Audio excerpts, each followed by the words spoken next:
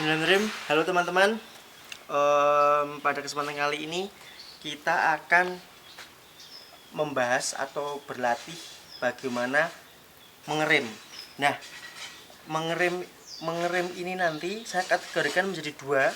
Satu, mengerem nyaman. Dua, mengerem rem mendadak. Nah, yang paling mudah itu membahas rem yang nyaman. Karena rem yang nyaman itu rem yang sudah kita rencanakan, rem yang kita tahu akan berhenti kapan dan di mana. Jadi bisa kita perkirakan. Oke, tujuan dari rem yang nyaman adalah bagaimana caranya mengerem tapi penumpang itu tidak merasa kalau kita ngerem, bahkan sampai berhenti sekalipun.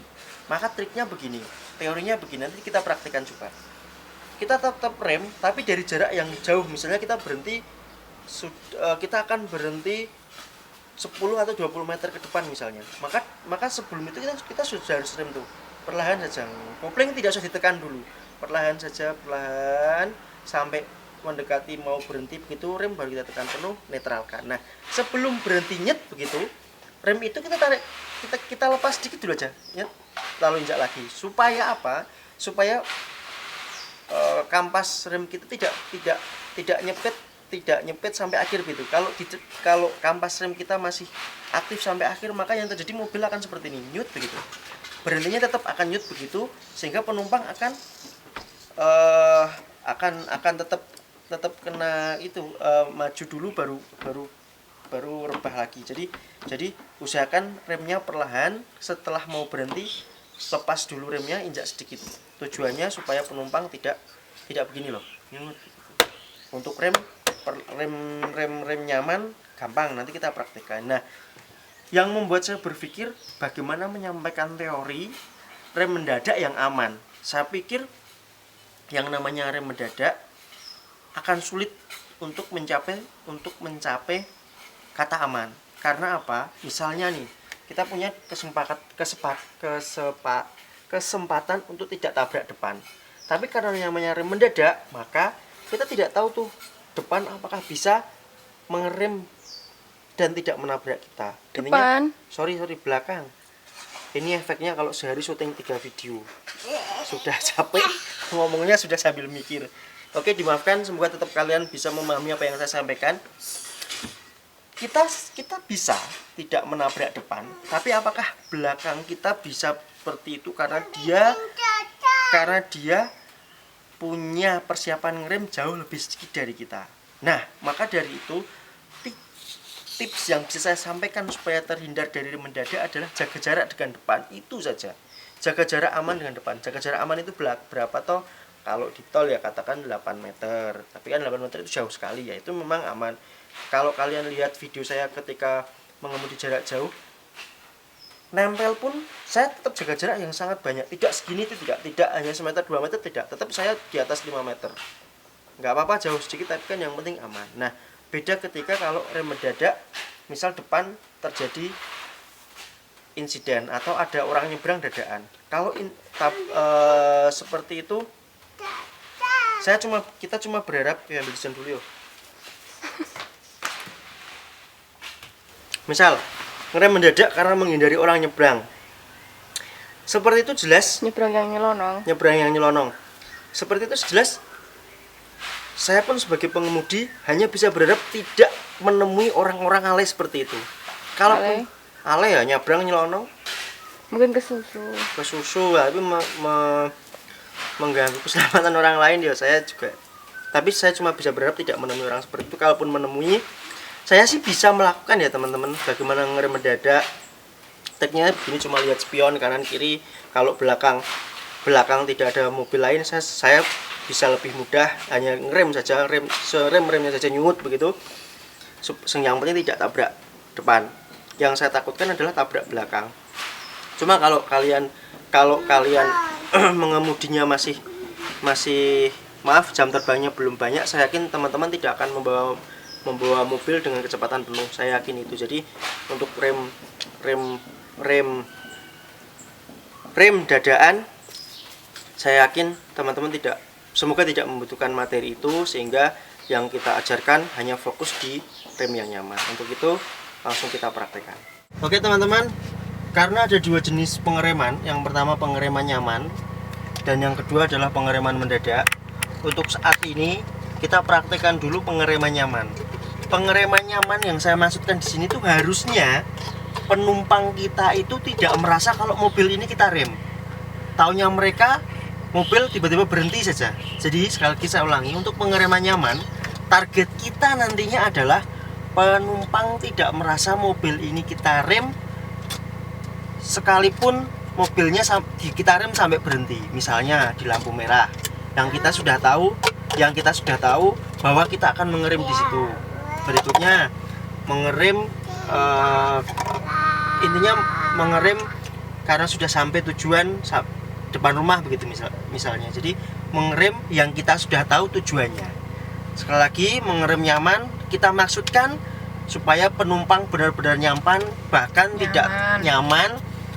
tidak tahu kalau mobil itu kita rem.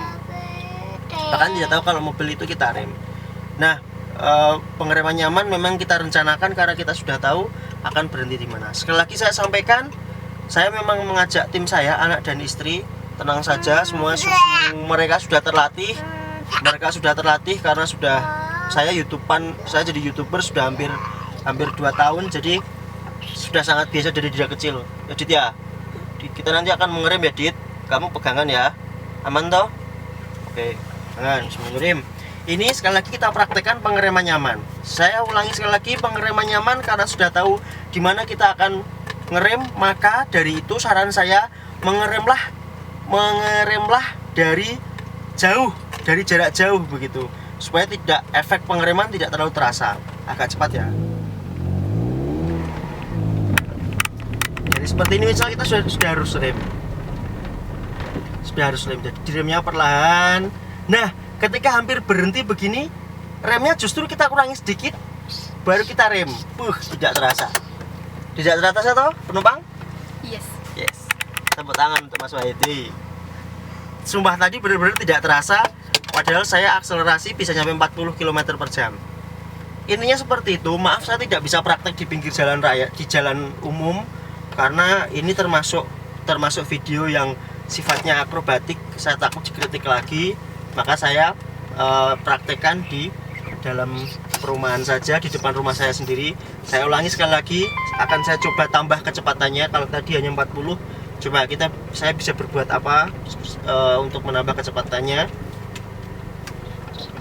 Ini aman ya, gang saya clear sekali.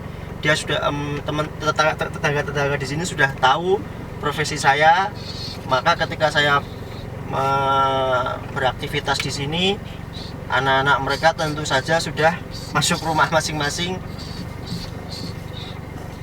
Oke, saya sudah agak jauh ya. Harapan saya ketika seperti ini bisa lebih cepat. Sekali lagi ini nyaman. Triknya kopling injak, rem pelan-pelan.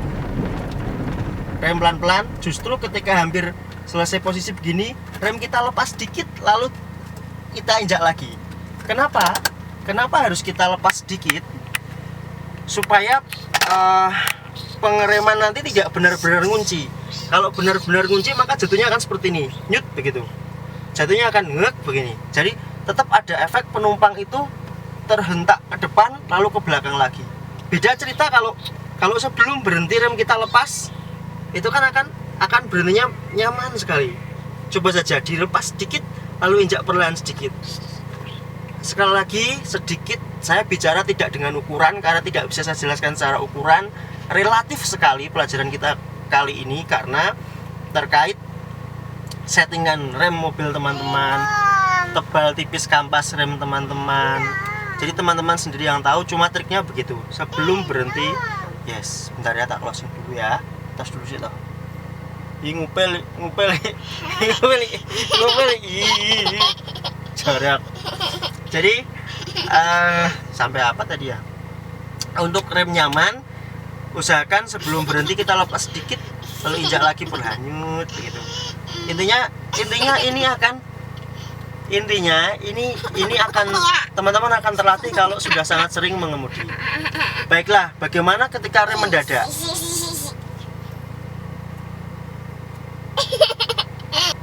Voting dulu ya. Oke.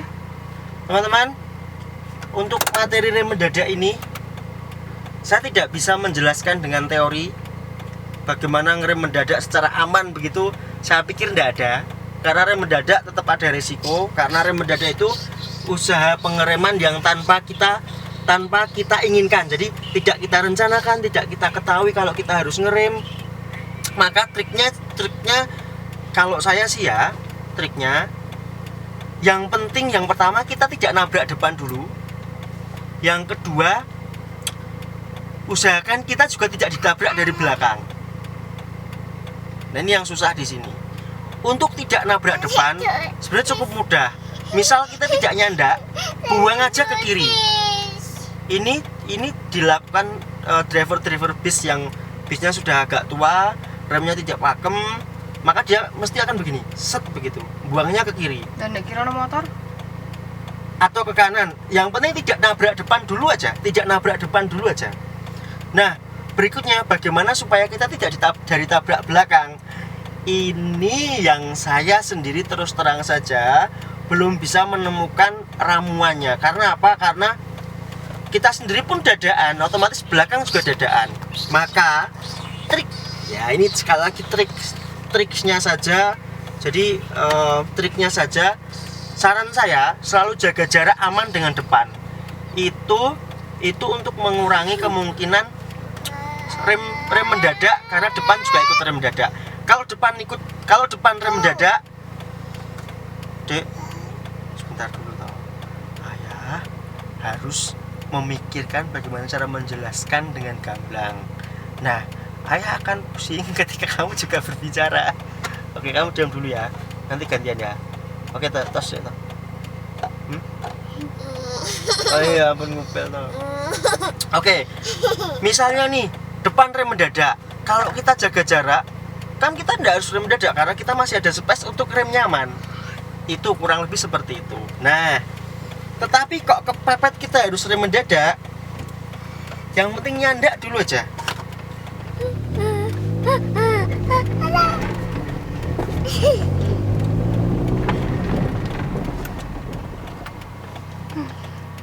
Tetap tidak bakal enak. Nah, tadi yang saya lakukan adalah saya nginjak koplingnya itu nyaris ketika mobil hampir berhenti. Untuk apa? Agar mesin membantu rem dengan engine brake-nya. Selagi teman-teman, mohon maaf jika saya tidak bisa menjelaskan secara gamblang bagaimana ngerem aman ketika mendadak. Cuma intinya beberapa hal yang sudah saya sampaikan tadi. Nanti ketika keadaan memungkinkan, misalnya saya sudah ada bantuan kameramen lain yang cowok begitu, yang siap saya ajak untuk berbahaya akrobatik, kita akan praktekkan ini sekali lagi. Cuma triknya itu tadi ada dua, bagaimana ngerem mendadak ya. Sekali lagi, yang penting tidak tabrak depan, bisa kita buang kiri atau bisa kita buang kanan. Kemudian supaya tidak ditabrak belakang, saya begini aja, direm, maju sedikit lalu rem lagi supaya belakang punya persiapan untuk ngerem. Dan pastikan jaga jarak, itu aja yang paling aman, jaga jarak. Oke teman-teman, untuk pengereman seperti itu dulu. Baik teman-teman, semoga apa yang saya sampaikan tadi, apa yang kita praktekkan bareng-bareng dalam materi rem mobil, sebenarnya itu gampang ya. Ngerem ya tinggal ngerem gitu toh. Tapi kok ya tetap harus ada teorinya ya. Ya itu sedikit yang bisa saya sampaikan ke teman-teman, semoga bermanfaat. Sekali lagi tetap berdoa sebelum berangkat mengemudi kendaraan supaya kita dijauhkan dari hal-hal yang tidak kita inginkan. Sampai jumpa di video-video yang lain. Terima kasih, bye bye.